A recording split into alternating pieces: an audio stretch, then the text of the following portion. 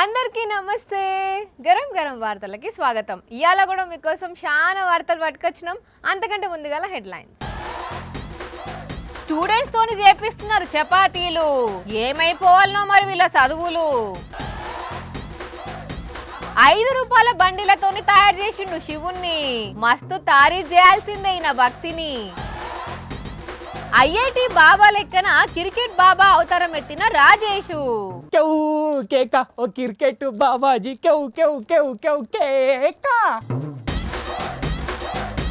ఈ స్కూల్ పిల్లగాళ్ళకు పంతులు పాఠాలు చెప్పి అవి ఇంకా మంచిగా అర్థమైతందుకు వాళ్ళతోని ప్రాజెక్ట్ వర్కులు పర్ఫెక్ట్గా చేయించుతుంటారు. అప్పుడు ఆ పిల్లగాళ్ళు కూడా ఓహో మనం చదువుకున్న చదువు గిట్ల పనికి వస్తుందా అని తెలుసుకుంటారు. అందుకే ప్రాజెక్ట్ వర్కులు పిల్లగాళ్ళకు ఎక్కువ పనికి వస్తాయి అంటారు.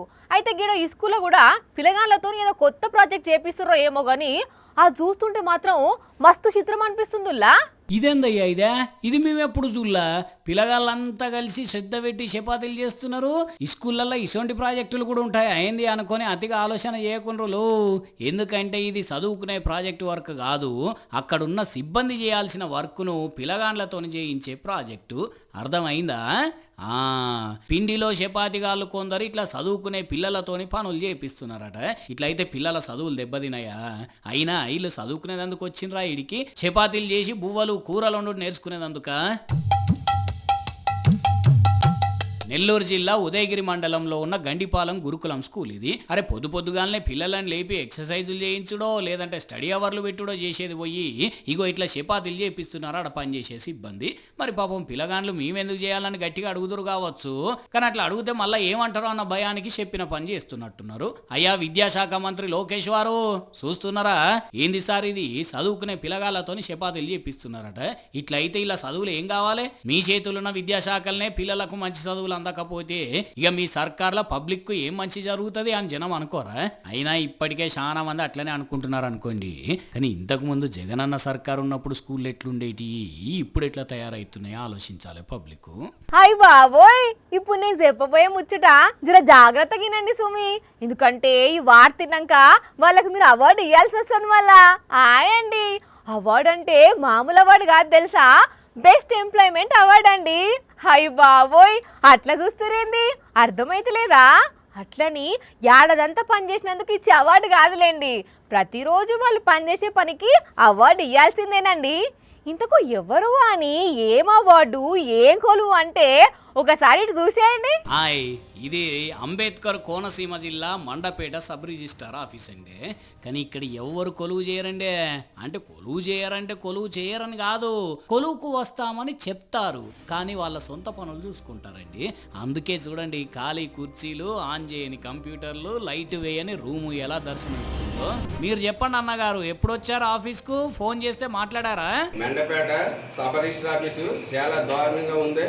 ఒక్కళ్ళు కూడా స్టాఫ్ రాలేదు. మేము 10:30కు వచ్చి ఇక్కడ కూర్చున్నాం. ఇప్పటికి 1 గంట అయినా కానీ స్టాఫ్ ఎవరో రాలేదు. వా అన్నవా వినరానులా, వీళ్ళు 10:30కు వస్తే 1 గంట దాకా కూడా ఒక్కరు కూడా రాలేదట. మాకు 11 గంటల నుంచి 12 గంటల లోపల ముహూర్తం పెట్టుకున్నాం. మేము ఆ ముహూర్తం కూడా దాటిపోయింది. అయ్యా 95 సీఎం చంద్రబాబు గారు విన్నరా? ఇదేనా మీ పరిపాలనలో ఉద్యోగులు పాటించే సమయ పాలన?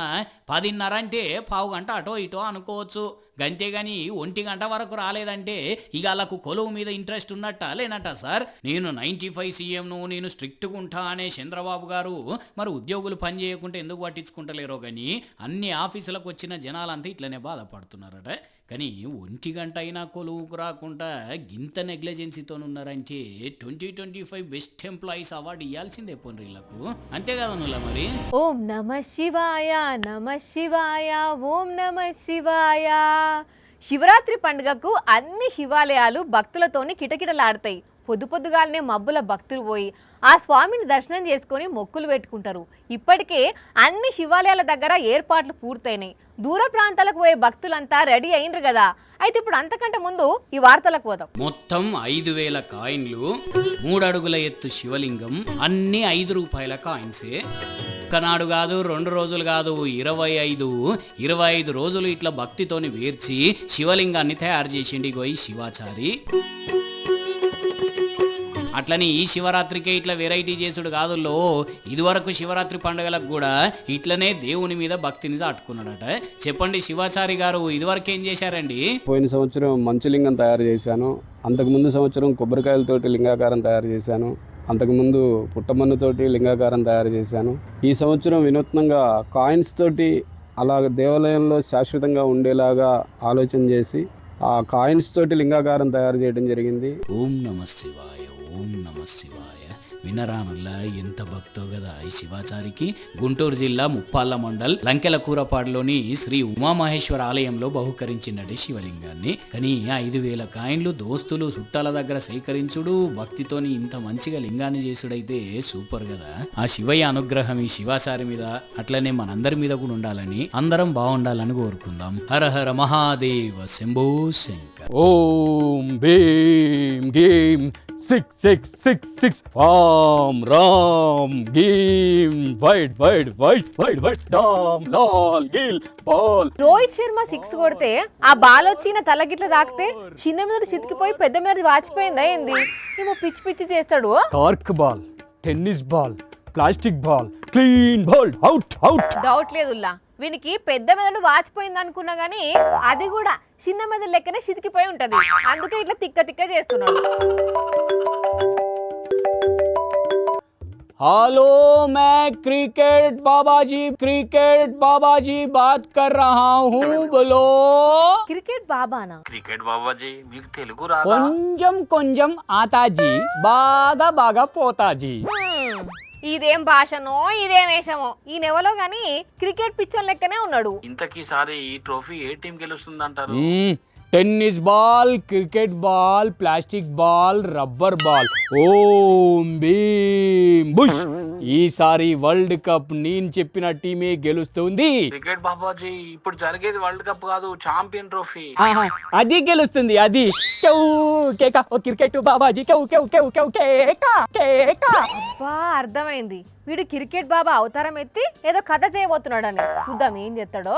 ఈ క్రికెట్ బాబా గారి భాగవతం మొత్తం బయట పెట్టి క్లీన్ బౌల్ చేయాలి ఎట్లనన్నా. ఇంతగా ఛాంపియన్ ట్రోఫీ ఎవరు గెలుస్తారు బాబాజీ? నాది బాజాప్తుగా చెప్తుంది, బంగ్లాదేశ్ గెలుస్తుంది. క్రికెట్ బాబాజీ సెమీస్ కు కూడా పోయే ఛాన్స్ లేని బంగ్లాదేశ్ కప్పు గెలుస్తుందా?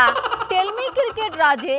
కేవ్ కేకా ఓ క్రికెట్ బాబాజీ కేవ్ కేవ్ కేవ్ కేవ్ కేకా. ఏంది బాబాజీ ఆయన ఫోన్ ఎందుకు కట్ చేసిర్రు? ఏంది అమ్మా నువ్వు బాగా అరుస్తున్నావు, అప్పటి నుంచి చూస్తున్నా. ఓం భీం గూగ్లీ మంత్రం వేస్తే గూబా పగిలి అవుట్ అయిపోతావు. ముందు నువ్వు అవుట్ కాకుండా చూసుకో క్రికెట్ రాజేష్ బాబా. గుర్తు పట్టేసినవా? ఎట్లున్నది వాని ఈ క్రికెట్ బాబా గెటప్? గాలికి పోయే వైడ్ బాల్ ను కొట్టి మరి క్యాచ్ ఇచ్చినట్టున్నది. ఏంది కథలు పడుతున్నావా? ఏందా వేషం? అంటే అది ఐఐటి బాబాను చూసి గెటప్ వేసిన. ఆయన ఎవరు? ఆయన తెలియదు అవాని. బాంబే ఐఐటిలో ఎయిర్ ఫోర్సెస్ ఇంజనీరింగ్ చేసిన అభయ్ సింగ్ అనేట ఆయన ఐఐటి బాబా అవతారం ఎత్తి కుంభమేళా కాడికి పోయిండు. ఇక ఆడ కొంచెం పాపులారిటీ వచ్చేసరికి ఆ యూట్యూబ్ వాళ్ళు వీడియోలు ఇస్తుంటే ఇప్పుడు ఆయన కూర్చొని మ్యాచ్లు జరిగినప్పుడు ఏం టీం గెలుస్తుందో చెప్తున్నాడు. ఓహో, మొన్న పాకిస్తాన్ ఇండియా మ్యాచ్ జరిగినప్పుడు పాకిస్తాన్ గెలుస్తుందని చెప్పిండు ఆయనేనా? ఆయననే. ఆయన ఇప్పుడు సోషల్ మీడియాలో ఫుల్ అంటే ఫుల్ వైరల్ అవుతున్నాడు. అందుకే ఆయనను చూసి నేను కూడా ఇట్లా ప్లాన్ చేసిన. ఏడ్చినట్టున్నది. పాకిస్తాన్ ఓడిపోయి ఇండియా గెలుచుడుతోని ఆ ఐఐటి బాబాని అందరు ట్రోల్ చేసిర్రు. కొట్టంది ఒకటే తక్కువ అనుకో, దెబ్బకు తప్పైందని ఒప్పుకున్నాడు. నువ్వు కూడా గీసోంటి కథలు పడ్డావు అనుకో కొడతారు కూడా. ఏంది వాణి నువ్వు అనేది? వామ్మో ఇంత కథ ఉంటుందా?